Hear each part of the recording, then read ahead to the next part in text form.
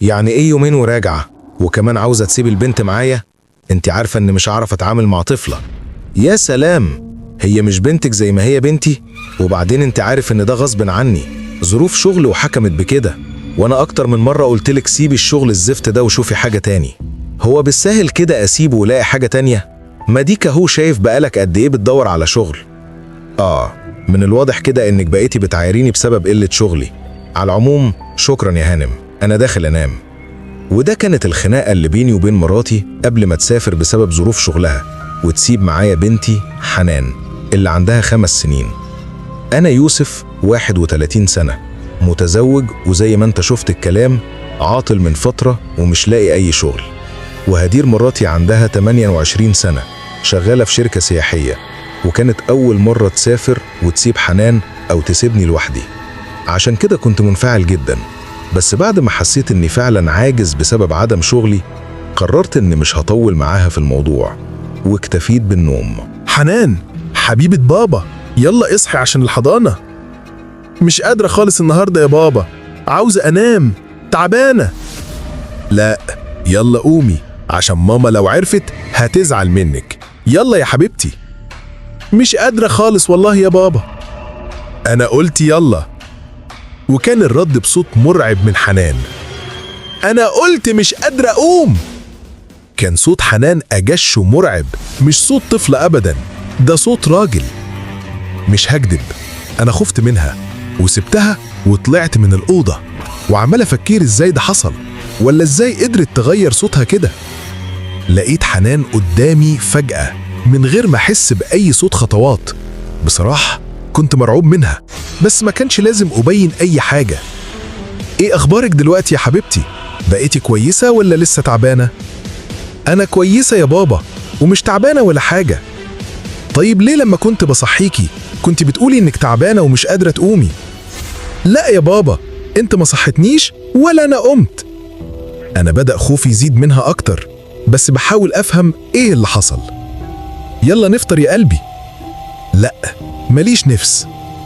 ليه كده؟ لازم تاكلي عشان تكبري. ما أنا كبيرة أهو يا بابا.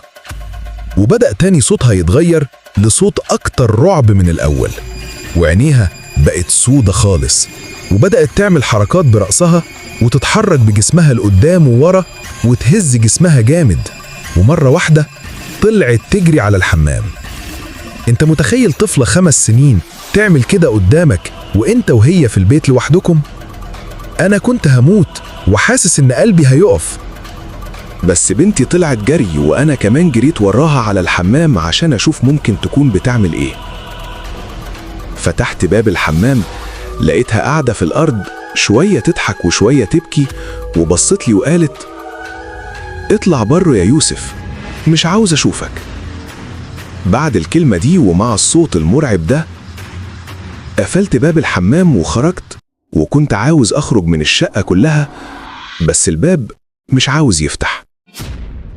فضلت قاعد طول اليوم على كرسي في الصالة وهي في الحمام والباب مقفول عليها، وسمع أصوات كتير طالعة من الحمام، ضحك، عياط، صريخ، زعيق، وكان في مجموعة ناس جوه وكل واحد بيعمل حاجة مختلفة عن التاني. وبالليل على الساعة 12 لقيت باب الحمام بيتفتح وحنان خارجة رايحة على أوضتها من غير ولا كلمة، طلعت على السرير ونامت.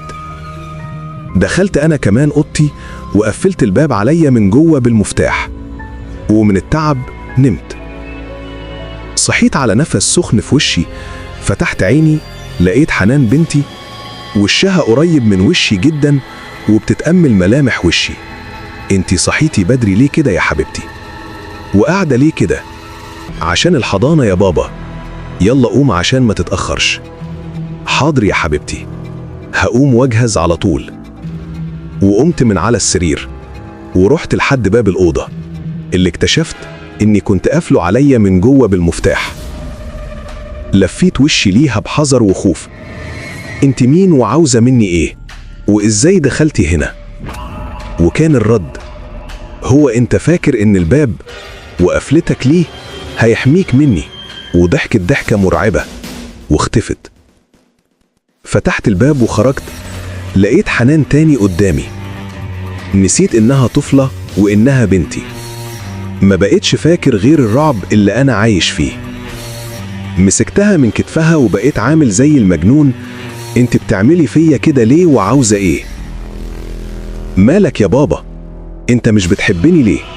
بعد كلامها وهي بتعيط خدتها في حضني وفضلت أطبطب عليها وأقول لها ما تزعليش، بابا بس تعبان شوية.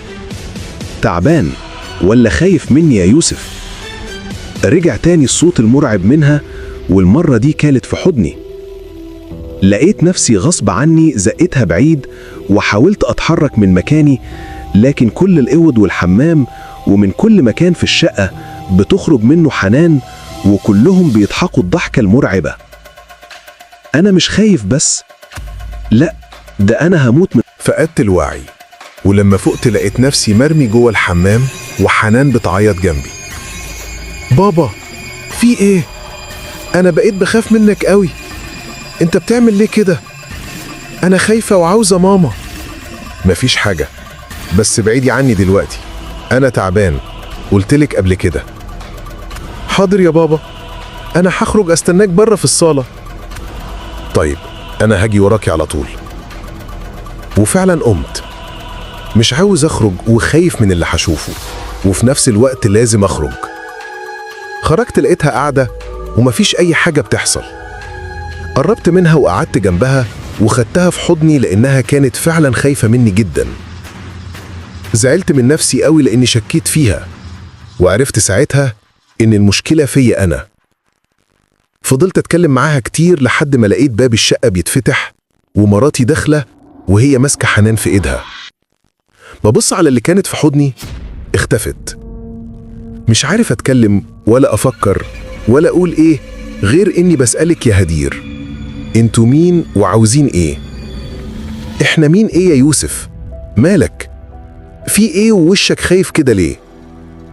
مفيش حاجة، بس ازاي حنان معاكي وانتي كنتي سايباها هنا؟ سايباها هنا ازاي؟ انا بعد الخناقة اللي حصلت ولما لقيتك زعلان وبتفكر اني بعايرك، خدت حنان وخليتها تقعد مع ماما، وكتبت لك ورقة بكده وكنت سايباها ليك جنبك على السرير. دخلت جري على السرير، لقيت فعلا الورقة مكتوبة، وكانت حنان على السرير بتضحك واختفت بعدها. ومن ساعتها ما شفتهاش تاني، وعاوز أعرف دي كانت مين وبتعمل فيا كده ليه. وبرغم كل ده الموضوع ده خليته سر ومحدش يعرف عنه أي حاجة، حتى مراتي. لو وصلت لحد هنا ما تنساش اللايك والاشتراك.